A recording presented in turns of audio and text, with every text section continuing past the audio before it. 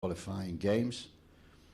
And what I've tried to do is I've picked 26 players, and included in that are players who have played from day one.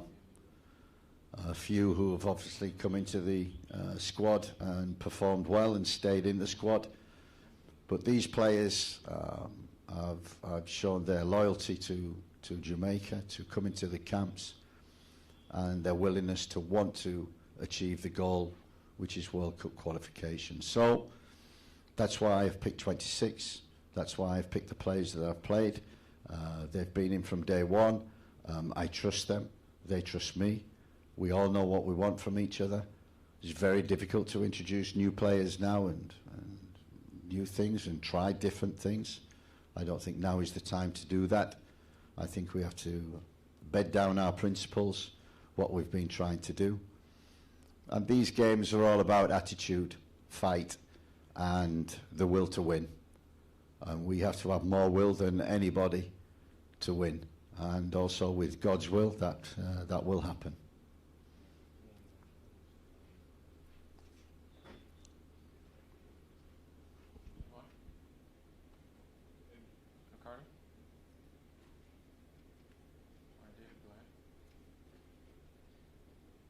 Morning, Coach.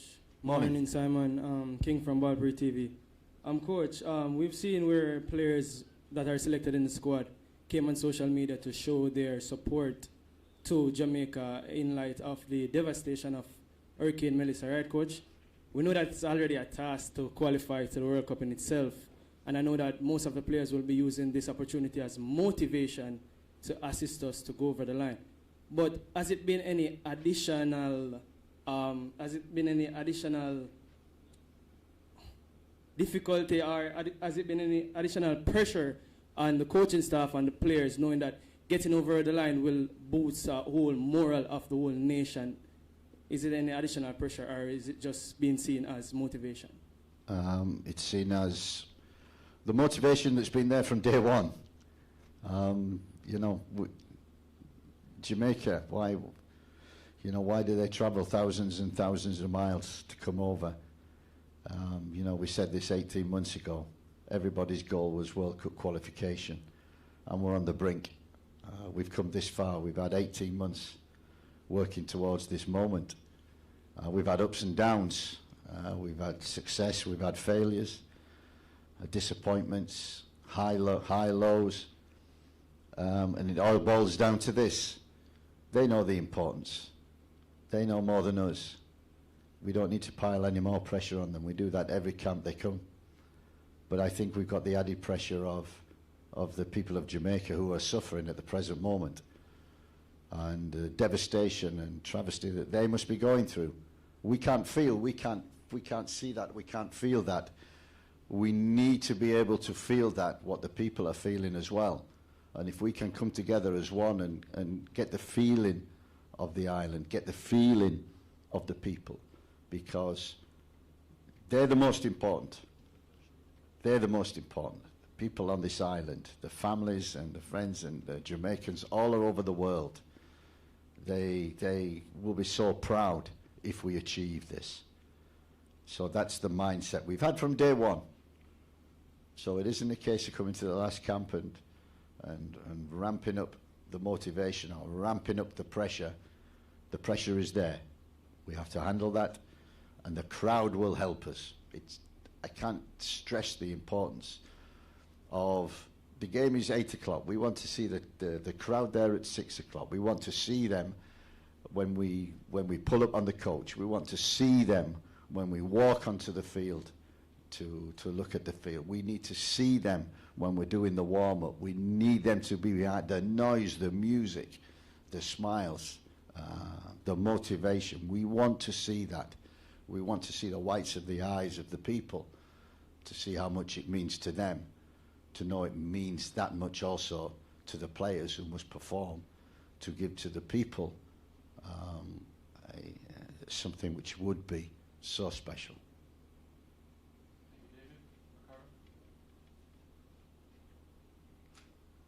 Morning, Coach. Morning. Ricardo Chambers, Sports Chambers. Just a couple of questions relating to Rico Henry. You mentioned, based on what you said earlier, it sounds to me like he doesn't have his Jamaican passport yet. Can you explain the process and exactly what you will be attempting to do to ensure that he gets it in time for that next game against Trinidad and Tobago? Yeah, the process is ongoing. We have to have a change of association because he made 2 appearances at junior level for England. So that is in process.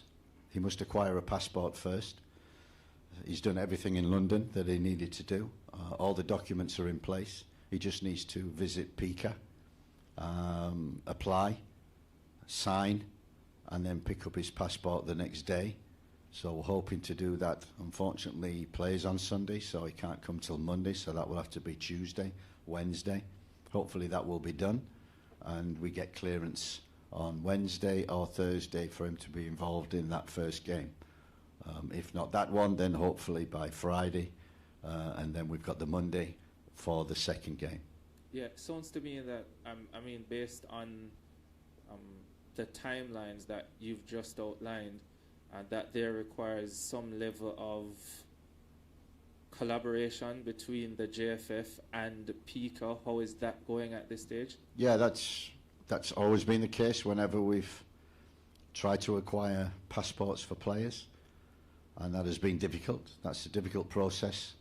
You know, we do look at other countries who seem to be straight away including players and getting players in, and all of a sudden, you know, we see Trinidad and we see Curacao with new players that have come from nowhere.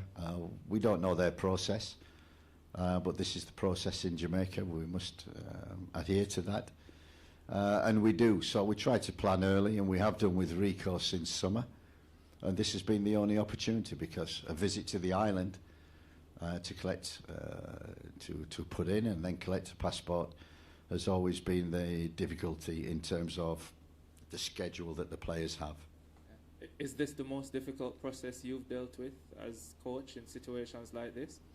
The process has been very difficult all the way through for 18 months, and I presume even before that. So it's one of the things that we have to deal with. But, you know, that's the process. We have to deal with it. Sounds like you're not very happy with it, Coach. Everything could be quicker. I'm not satisfied with anything. Everything should always be done quicker and sharper, and we should have this and we should have that. And maybe I ask for too much, but that's my job, to make sure that we fight to get the best players that we possibly can. All the other nations are doing it. You see with Trinidad, you see with Curacao, they're doing it, and we have to do it in our way, exactly the same. Yeah, I want you to talk a little bit about Rico, Coach. I know he's had a couple of ACL tears in well, I think one in 2016 and one a couple years ago. Both knees. He's 28 years old now. How much do you expect him to add to this unit, and how important do you think he will be, especially with Amari Bell now out? Rico is a very good player. He's a Premier League player. And he's had bad injuries. He's come back. He's fought back. Shows the mentality of the boy.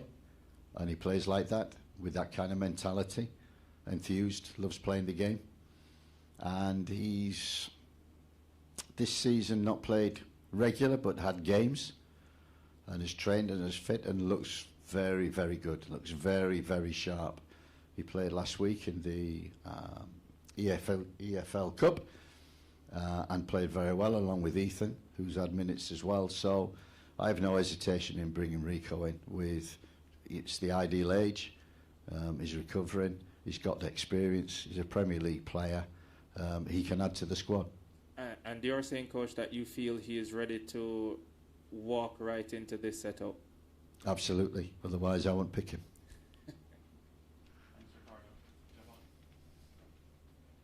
Javon Parchment here from Unseen Sports TV. Coach, you spoke on don't want to really bring in new players at this moment. But a lot of people will say Rico Henry will be new. And we have a striker, Trevante Stewart, is doing well in Israel for Maccabi Haifa, scoring goals and doing some good stuff at his club. What is the process, you're looking at right now in bringing players like that who are in tip-top shape, tip-top form in their club competition?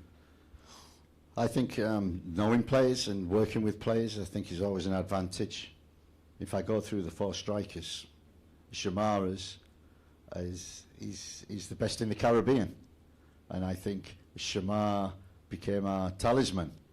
You saw him in the last game, especially at home against Bermuda. He was the leader, he was the front man, he was the hustler, he was here, he was there, he was fighting for the ball, he was fighting for everything.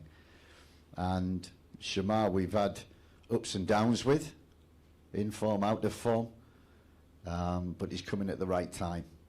And the last game, so he's so important to us. The amount of goals that he scores against Caribbean teams, which is the reason why we brought him back into the fold. So it's a no-brainer. As a talisman up front, you need that number 9, and he is it. We brought in other players when we struggled. First of all, we brought in Warner Brown in the St. Vincent games. We introduced him in the second game. He got the first goal, great goal. Got us such an important goal against the BVI for us to win.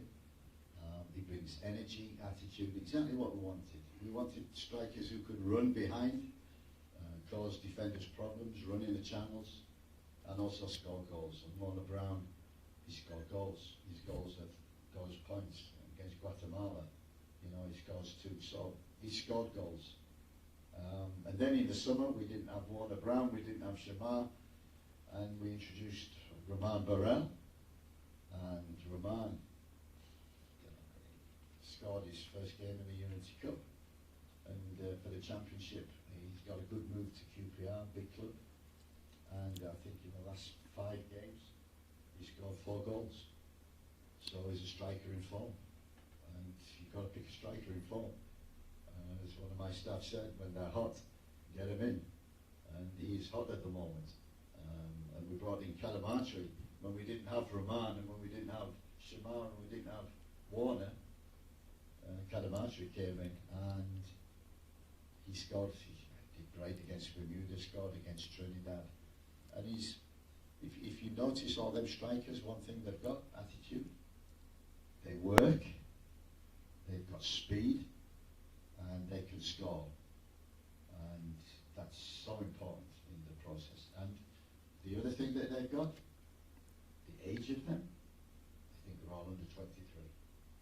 So, you know, we're introducing not just, we've got the experienced players, but also we've been introducing young players into the fray. You know, we introduced Whisper the last camp, and we've been wanting to do that for a long time, so it's great to see him. So the blend of experience and youth, I think we've got really, really well. And the number 9s at the moment, although there are other players, we're going with what we know and proven. Okay, Coach. Next question. The left-back position, we have Greg Lee and Rico Henry is coming in, but we are not sure if he will play the first game. Webster was on standby. He's playing very well for his club. I think he assisted in a game, and he's not included. Talk to me about that one. If I could, and the JFF allowed me to, I'd bring 30 players in. Because you're absolutely right. Every time I pick a squad, there are always 5 or 6 names, and I get killed for the 5 or 6 names that I'm not included in the squad. And all of a sudden, people get disappointed because of that. You know, so I only have 23 players. I bring in 26. They've allowed me that because if we do get injuries, especially after this weekend, we don't have time to bring people over. So that's why we brought that squad. Webster, really impressed with him the camp before, and he's unlucky not to be there. But Greg Lee and Amari Bell have always been the first choice left backs. Amari drops out. We've always wanted to bring Rico in, who's got that experience, and Premier League experience. And that's why I'm choosing. If I could, bring the likes of Kyle Duncan in and Webster, and you know we brought in Reed the last time as well. If I could bring 30 players, I would bring 30 players because they're all of a quality. choices are limited, and I go with what I know. Based on that, you say the choices are limited. But when we look in the middle of the park, there's no out and out number 10, that creative player that you'd want to, create something for us. Casey Palmer is out based on injury, had some good game in the last window. How are we going to create in that area without a out and out number 10? I think one of the things that we did in the Unity Cup, and I don't have it off the top of my head, but I think we scored quite a few goals in the Unity Cup. We were struggling, I agree, and we talked about that against St Vincent, and we improved in terms of our chances. In the summer, we improved in the Unity Cup. In Guatemala, we scored 3 goals at home, and we scored even in the Gold Cup. In the World Cup qualifiers so far, we've scored 10 goals. So, we have players who can create, and we've got players who can score. We need to keep that going. So, that's something we've always looked towards. And we've got players with speed, individual talent, and ability that can create things from nothing. So, we hope that will work in the next 2 games. Is there any player on standby? There's a lot on standby, but I can't name them at the present moment. As I said, I'd love to bring 30 in, but they will be on standby, and we are prospering this today and tomorrow that every player comes through. Good morning, Simon. Good morning, Coach. Matthew McAnuff from McAnuff Sports. Coach, generally, when selecting a squad, how do you weigh a player's club form and minutes against their performances in the national team? And are there any specific data points that you generally rely on to make this selection? And which factor ultimately carries the most weight for you? And also, has that differed in this selection, given that this is the final round of qualifying? That's a good question, and you're right, we go on many things. We go on the eye and what we see for the club and what they produce for Jamaica. I know plenty of players who, when I work with England, they gave different performances for England than they did for their club. Sometimes different performances for their club than they did with England. And you have to weigh that up. And that's called experience. And on this stage, and when you have to deliver, being able to deliver.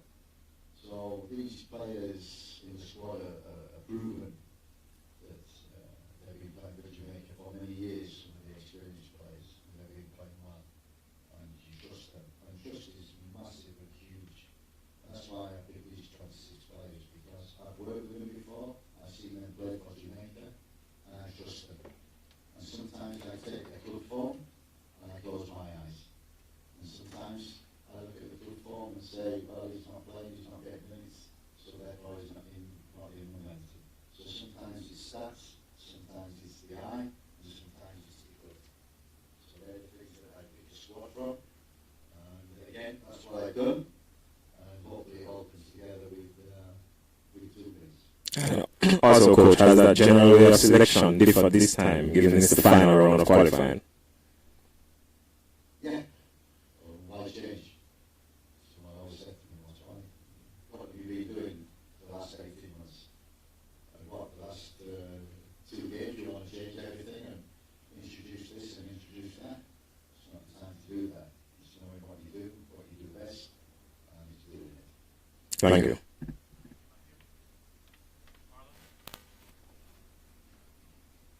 Morning, Coach. Morning, McFarlane, John Belfon.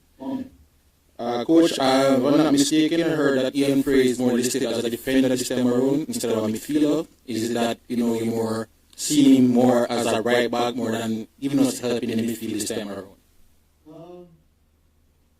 don't think so. I think we've got Mr. Holgate at the moment who's playing right back for his club. Matthew Villiers who's played there for his club and for country. And Ian Frey who can play right back and midfield. And as you know, since summer really, we've been working towards inverting fullbacks and having flexibility. And when you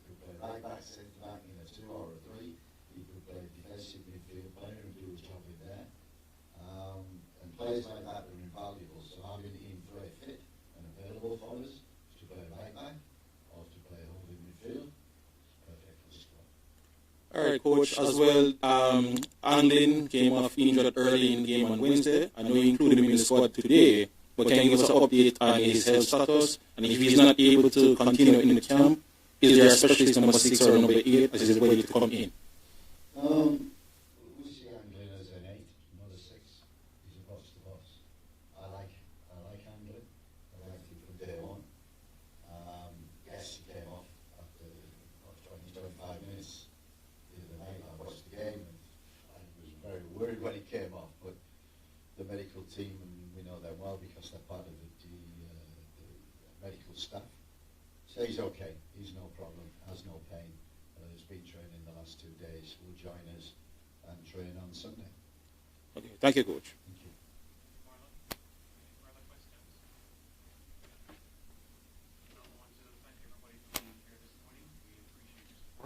And stay tuned for more updates. Thank you very much, everybody. Thank you, gentlemen. Yes, Coach.